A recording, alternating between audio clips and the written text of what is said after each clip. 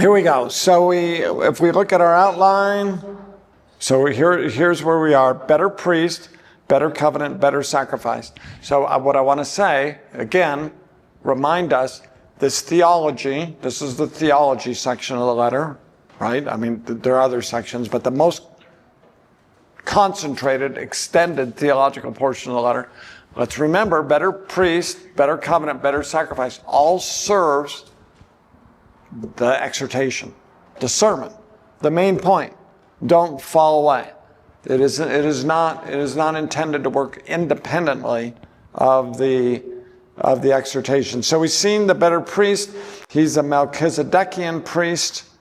Such a fascinating, distinctive section. And now the better covenant. Now the main point of what is being said is this. I remember teaching us in a doctoral seminar. We were discussing Hebrews, and we ended up with a huge discussion of this verse, whether this was the main point.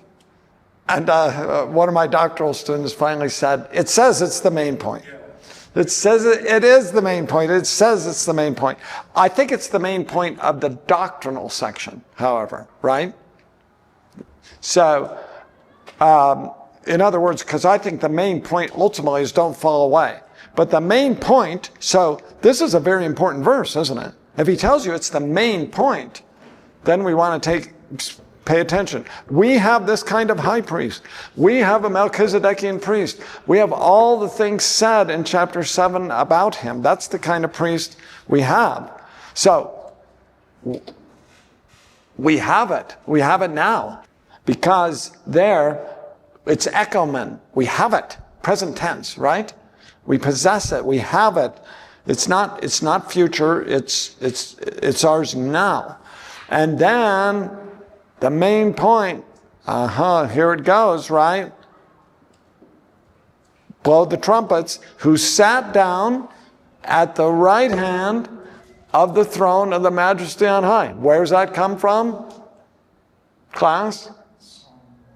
Psalm 110. Remember?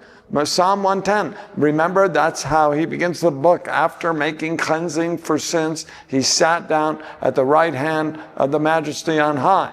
So he returns to this verse again and again. So he says the main point is this. We have this kind of high priest, a high priest who sat down because his work is finished at the right hand of the throne of the majesty in the heavens. So what's his point? Why would you leave this high priest? Right? A high priest who's at the right hand of God, who's conquered? That makes no sense at the end of the day. So he's a minister of the sanctuary. So that could be translated the holy place, hagion, a minister of the sanctuary and the true tabernacle. So I mentioned this in the introduction. It is interesting, right? He doesn't talk about the temple, but the tabernacle. Of course, we're to distinguish between those two. The temple is a permanent structure. The tabernacle was movable, right? It moved along with Israel in the wilderness. And actually, when we read, 1 and 2 Samuel, before we get, and Judges and as well, where at times it seemed to be at Shiloh, but when everything is regularized under Solomon, they're bringing things from different places, right?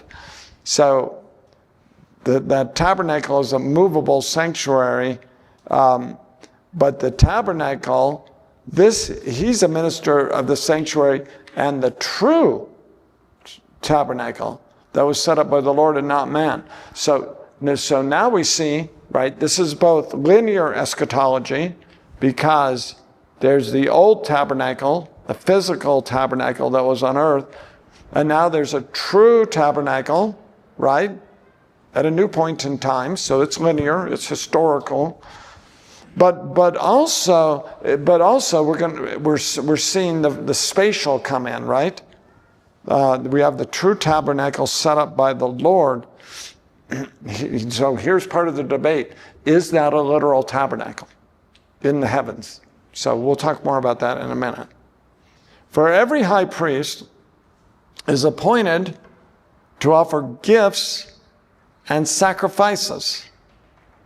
So, of course, that's clear from the Old Testament, isn't it? Many gifts and sacrifices being offered. Therefore, it was necessary for this priest, Jesus, also to have something to offer. If you're a priest, you have to offer a sacrifice. Jesus has to offer offer a sacrifice as well, just as the priests did in the Old Testament. Now, if he were on earth, he wouldn't be a priest, since there are those offering the gifts prescribed by the law. This is a very difficult verse, and this is part of the controversy, because a Moffat, because I mentioned David Moffat's work, Moffat argues, look, he's not a priest on earth. Do you see that? If he were on earth, he's not on earth. He wouldn't be a priest. He can't be a priest on earth. So Moffat reads this verse and says, only Levitical priests are priests on earth. Jesus is only a priest in heaven, and in heaven there's a literal, physical tabernacle, and that's where Jesus accomplishes his priestly work, up in that literal, physical tabernacle in heaven. So he wasn't a priest on earth, he's a heavenly priest, is the argument. Now that view, in history, who held this view, a view like it? Actually, the only people who held this view were the Socinians. Do you know who they were? The Socinians were heretics. They denied the Trinity and many other cardinal doctrines. However, Moffat separates himself from the Socinians. You know, they had many doctrines that Moffat doesn't hold. But Moffat says, no, I'm not a Socinian. But neither does he fit kind of neatly into typical evangelical categories. He's working in a different place. So, you know, how influential this is, I went up as an external examiner at Wheaton for a doctoral dissertation on Hebrews. And several students at Wheaton were working on dissertations on Hebrews, and I asked them, do you think there's a true tabernacle in heaven? Almost everyone said yes, which surprised me a little bit. They almost all thought there was a literal tabernacle in heaven. Well, I don't hold that view, but I don't think that view is heretical.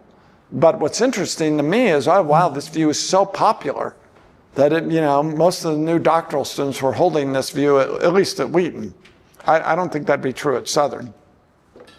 So if he were on earth, he wouldn't be a priest, since there are those offering the gifts prescribed by the law. So Moffat's reading this verse to say he can't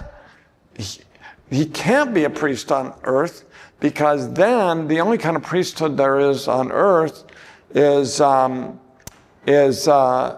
Levitical priesthood, where the sacrifices are literally offered. Now, I'll come back to that and give you my understanding, but we see these serve, and I think that these there refers to the priests, right? Actually, when you look at the Greek, it's just who, but it's masculine. So I think he has in mind the priests there. These serve as a copy, hypodegmati, and skia, and shadow, so that this, as I said before, this reminds us a little bit of Plato, right? You have these these forms in heaven, these representations, and then you have the copies on earth. So you have the perfect form. Did you guys study Greek philosophy? You have the perfect form in heaven, the archetype, so to speak, and then you have the manifestations of that form on earth. So there's a lot of discussion in Hebrews whether Hebrews is influenced by Platonic philosophy or Middle Platonism. I think there may be some influence from Middle Platonic thought, but I don't think he's a Platonist philosopher at the end of the day. So they serve as a copy and shadow of the heavenly things. So there's our vertical typology, right? It's not just linear now, but it's also vertical, spatial. We have that spatial typology going on here as a copy and shadow of the heavenly things. As Moses was warned when he was about to complete the tabernacle, so Exodus 25 through 31 and 35 through 40 are all about the tabernacle and the priesthood, right? All the instructions for the tabernacle, Exodus 25 to 31. Some people's Bible reading gets derailed there, right? Very detailed explanations. First about how to do it, and then chapters 35 through 40, the tabernacle is set up in detail. So in the middle of that discussion, Moses is warned, be careful that you make everything according to the pattern. There's the word type, right? Tupon. According to the pattern that was shown to you on the mountain. So again, this raises the issue. Well, the pattern is the heavenly pattern. And then what some people are arguing is, look, the tabernacle on earth literally replicates a physical tabernacle in heaven. So now, and I don't think that view is heretical, right? I think that view is certainly possible. Maybe some of you know the name Bobby Jameson? Any of you know that name, Bobby? Who is Mark Dever's assistant? Bobby holds a variant of this view. Bobby was one of my students years ago in Hebrews, and we talked about this, and Bobby held the literal view. And maybe some of you know Aubrey Sequeira, because Aubrey's just over in Abu Dhabi, and Aubrey was also my student, and Aubrey agreed with me. I agreed with Aubrey, however we want to put it, that it's not literal. So we had great arguments, one with another, but Bobby went on and did his PhD, so he's written on this issue and argues, and Bobby's a brilliant student of the scriptures and faithful, so he thinks it's literal. However, I want to suggest when he says if you're on earth, he wouldn't be a priest, it depends on how you interpret that, but I interpret that to say not that he wasn't a priest on earth, but he's a heavenly priest. But that he's a heavenly priest doesn't mean that he didn't operate as a priest on earth. I think he's simply saying he's not, we've already seen this in chapter 7, he's not a Levitical priest. In a sense, he's heavenly because he's from God. But I think I don't think his intention is to say he wasn't a priest while he was on earth, because after all, the sacrifice took place on earth. But we'll see more about that as we come to it. And so if there's a form of Middle Platonism here, of course the form in Platonic thought isn't necessarily a physical thing, and I don't understand it to be a literal physical tabernacle. I understand him to say that the articles on earth represent spiritual realities that aren't to be literally applied to what's in heaven. It's difficult to be sure in a debate like this, but that is raging in Hebrews right now. Anybody have a question or comment about that? If you read my commentary, I talk about it a little bit in there. You have to look for it to see it. You could easily miss it as you read it. I'm sure, the older commentaries, it's, Cockerell doesn't say much about it because it's kind of a newer issue. Philip Hughes, Philip may say some about it because Philip knows history so well. But I would imagine Moo will talk about it maybe more. They had a session at the Evangelical Theological Society, and this is some years ago, Howard Marshall and Doug Moo, and then one other person who escapes my mind responded to David Moffat in a session. So we probably see what Moo is saying. I actually don't know what Doug's view is for sure, because it may have changed. I think at the time he did not endorse Moffat's view. Whatever your view, right, whether it's literal or symbolic, at the end of the day, the heavenly, right? The earthly represents what's in heaven, and clearly what he's saying is the heavenly is superior, right? What's in heaven is superior to what's on earth, so that the heavenly priesthood, which I think is carried out on earth, that heavenly priesthood is superior. And of course, we've already seen that in chapter 8. The heavenly priesthood is superior to that earthly priesthood, and at least I take the tabernacle to be a representation so that we understand spiritual realities. That's been the historic view of the church.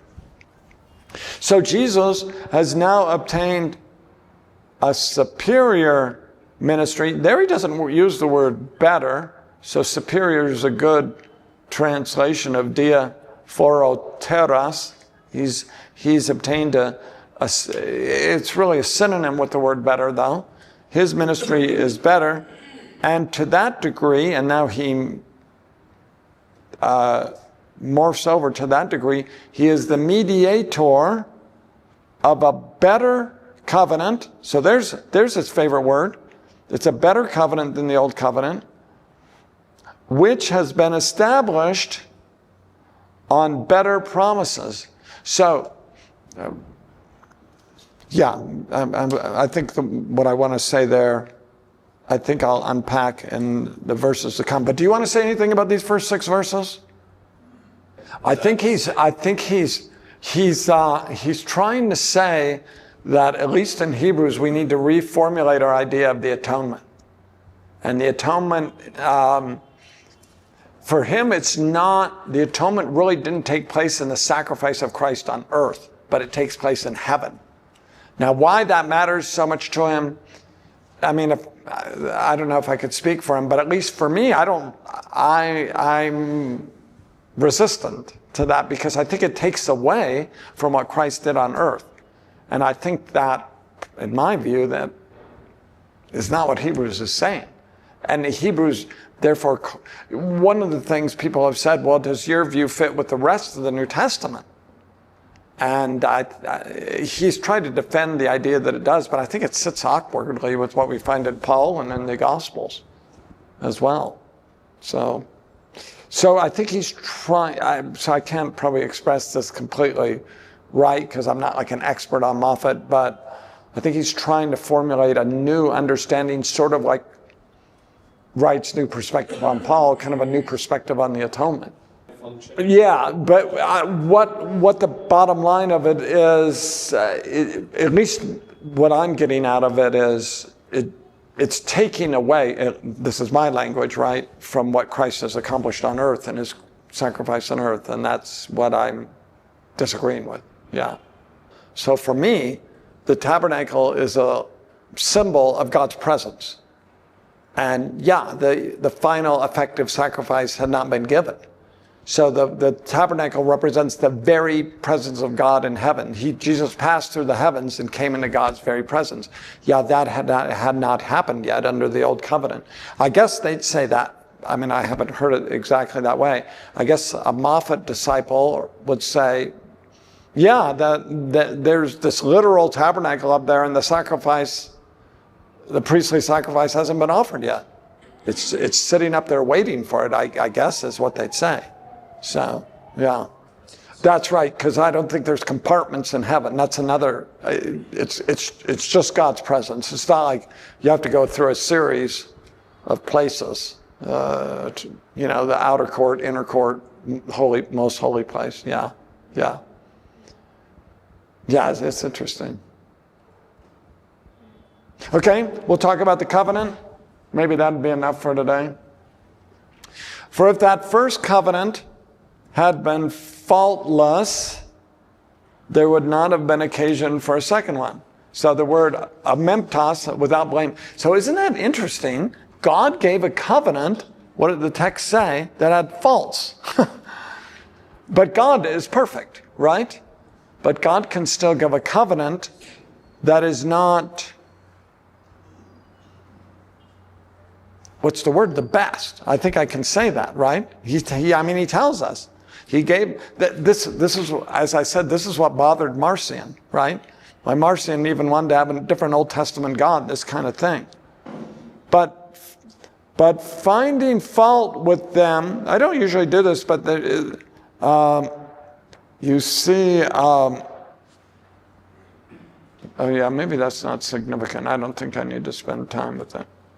For finding fault with them, he says, behold, days are coming, says the Lord, and I will complete upon the house of Israel and upon the house of Judah a new covenant.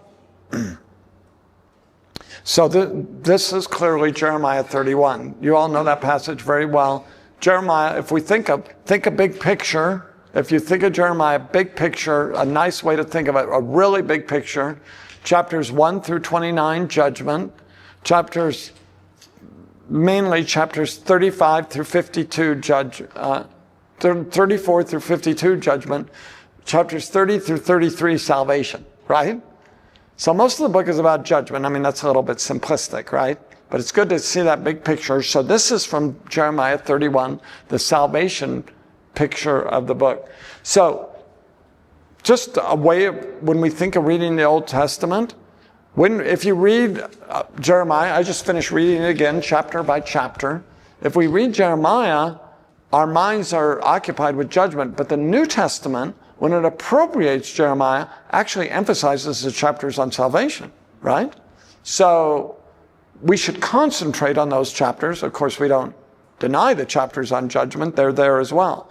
But isn't it interesting? The New Testament focuses on these 4 chapters that talk about salvation. Anyway, the days are coming, says the Lord, when I will make a new covenant with the house of Israel and the house of Judah. There's a debate. Is this a renewed covenant? Is this a renewal of the Sinai covenant? Or is this a new covenant? So, why is that important? Because those who say it's a renewal want to emphasize continuity between the old covenant and the new covenant. Those who say it's new want to emphasize more discontinuity. So this is overly simplistic, but typically the covenantal reformed group is going to emphasize a bit more that it's a renewed covenant. Dispensationalists, progressive covenantalists, and Lutherans are going to emphasize it's a new covenant. So if you know those systems, right, that isn't surprising because they're going to see more discontinuity. Luther saw more discontinuity between the covenants than Calvin, for example. So I side, you're not surprised, you know me by now, right? I side on the second view, that there is more discontinuity than continuity, that it is not right to say it's a renewed covenant, but it is genuinely new. I think we've already seen anticipations of that in this letter. It is a new covenant because it's not like the covenant I made with their ancestors on the day I took them by the hand to lead them out of the land of Egypt. So this is a very tricky area of theology. How do we understand the Sinai covenant? There are some people, so there's a group called New Covenant. Sometimes progressive covenantalists are called New Covenant people. But one of the reasons the moniker progressive covenantalism was appropriated was because some of the New Covenant people, I think, have a too negative view of the Old Covenant, too radical of discontinuity. So, it's always complex. Even within these different schools, there's different emphases, right? Why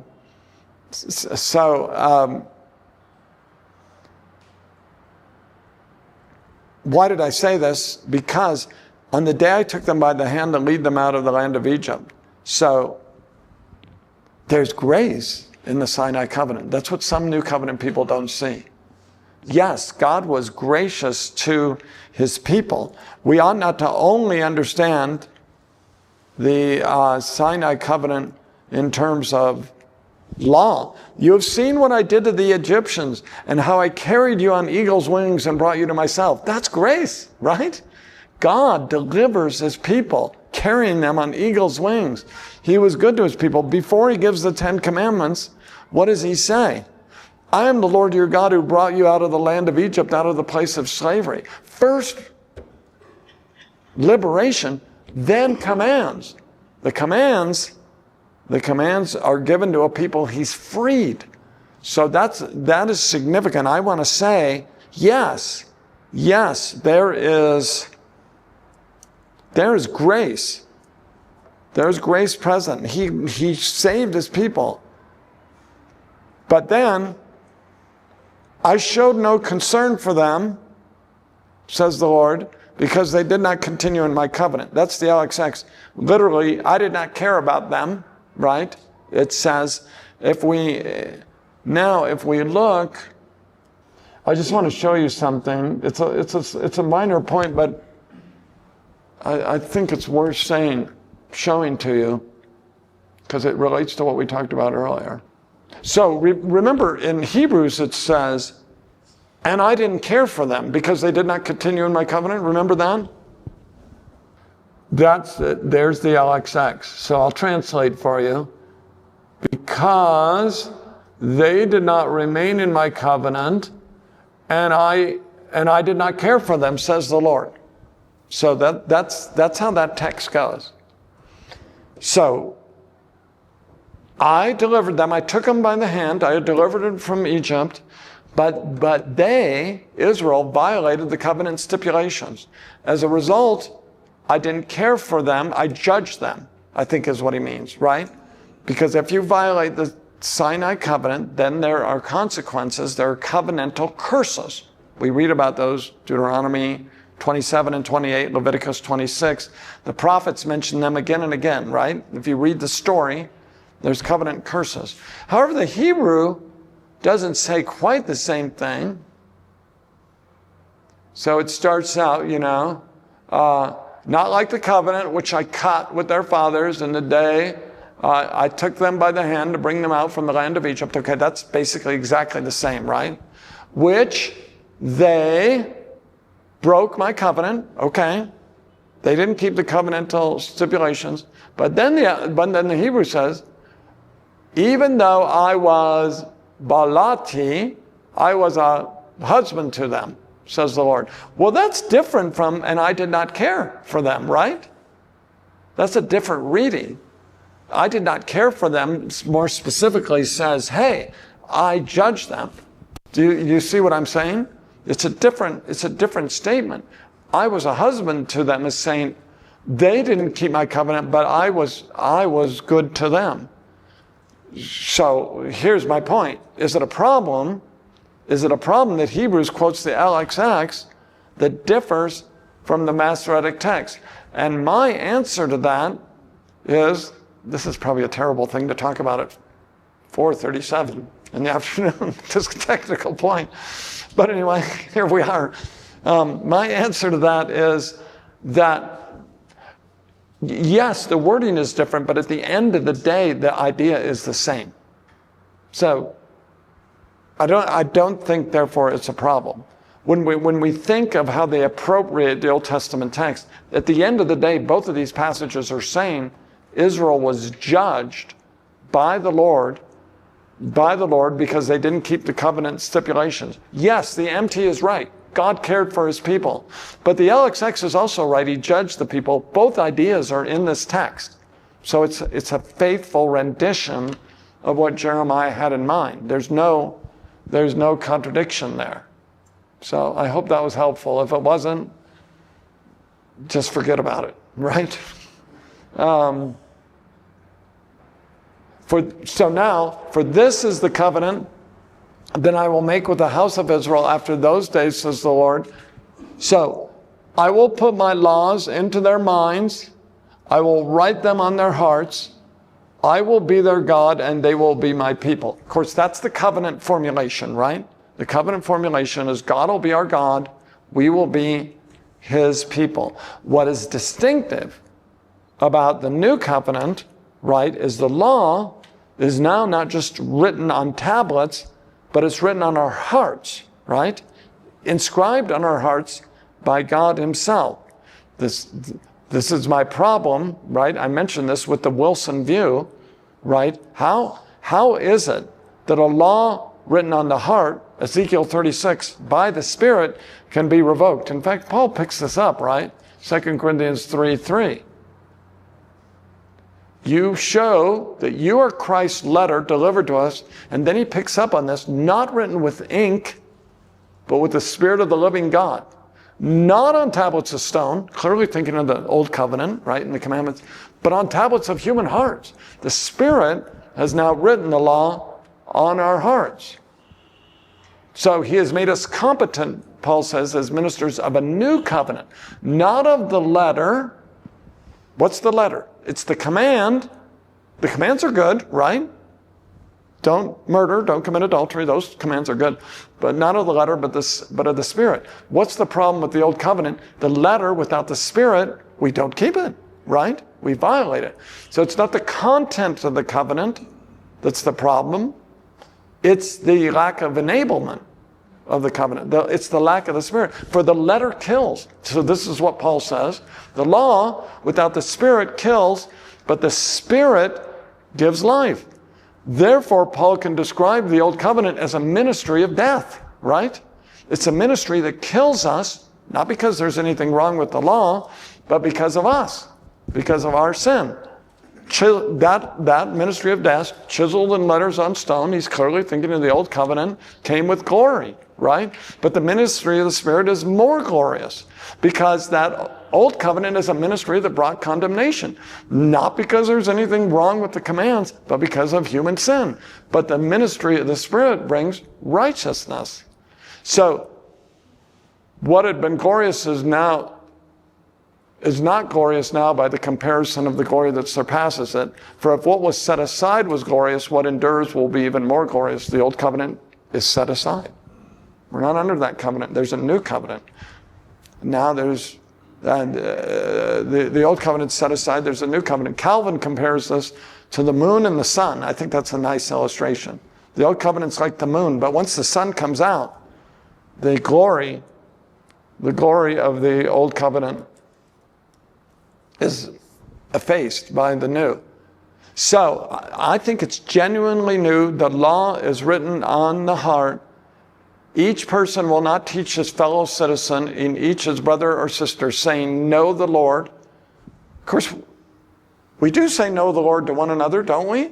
But what he's talking about is what? In the Old Covenant community,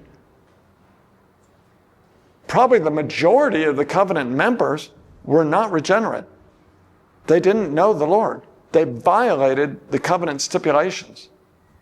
But in the new covenant community, by definition, everybody in that covenant community knows the Lord.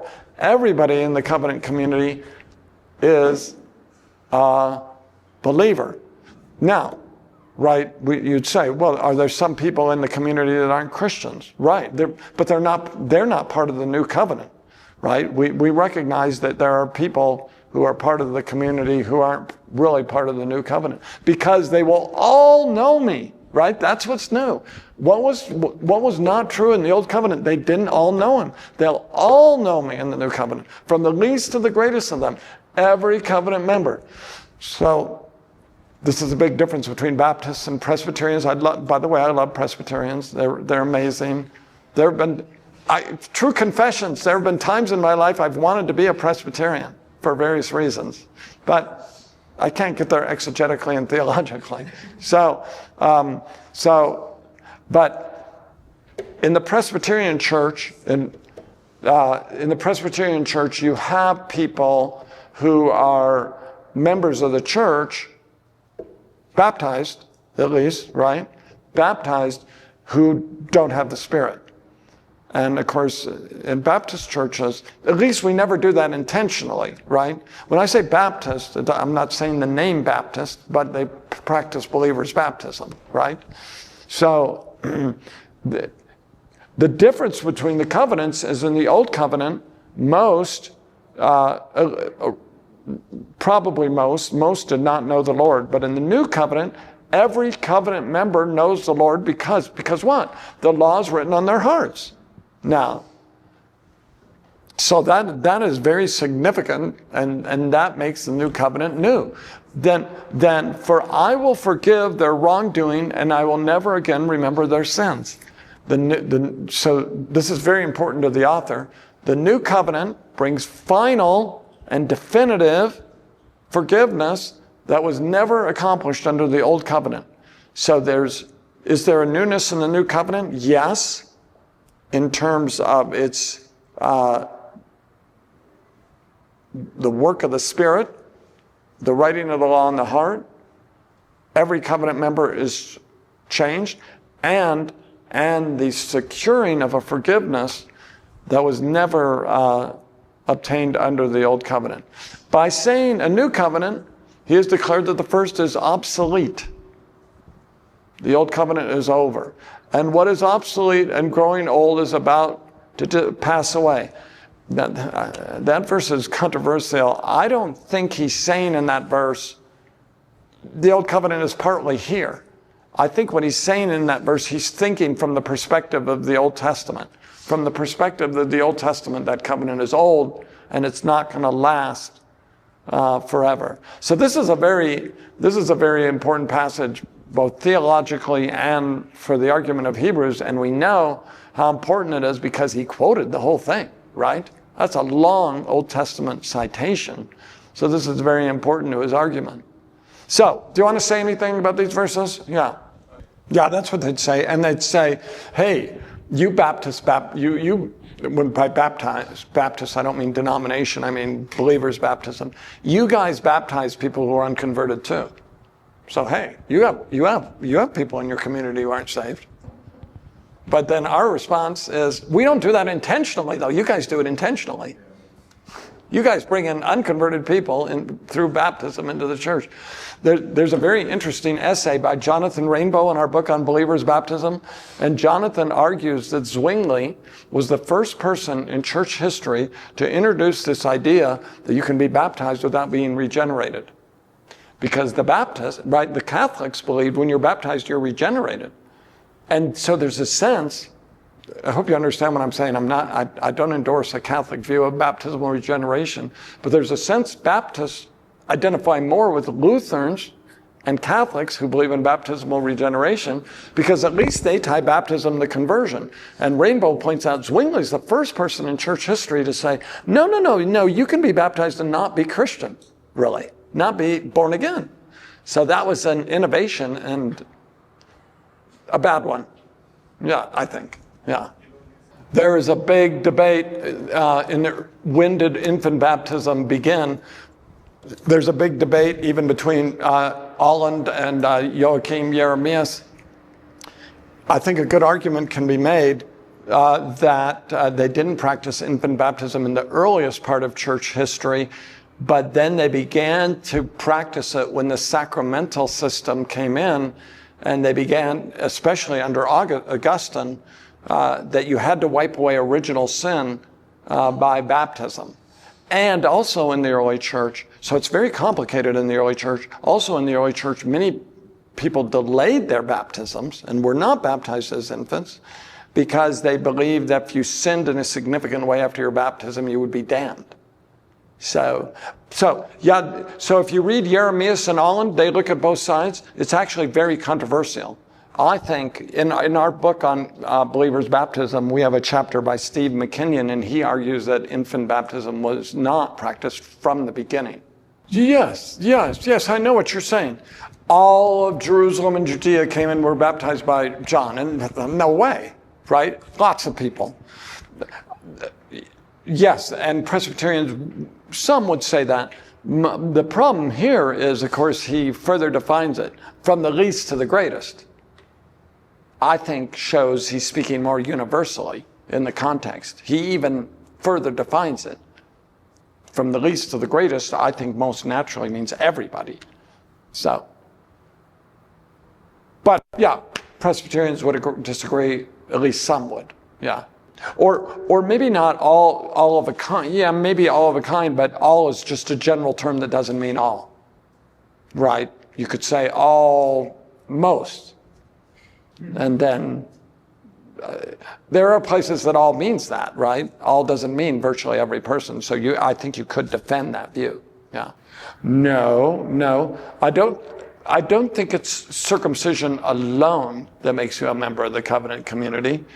I think the Old Testament is clear that the covenant line goes through Abraham. However, I think they were members of the covenant community as time went on, many who did not belong to God spiritually. So I think Israel was a theocratic nation with many covenant members, but covenant members who didn't belong to God.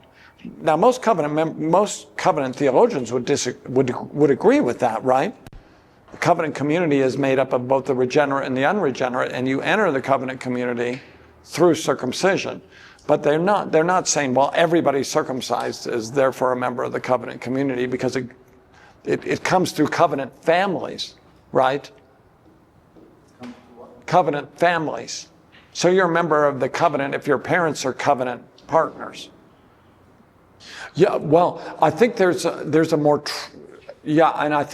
tribal nature to the old covenant, mediated by priests and kings and leaders, and fathers as well. So yes, there's a more nature of the new covenant. The law is written on each person's heart.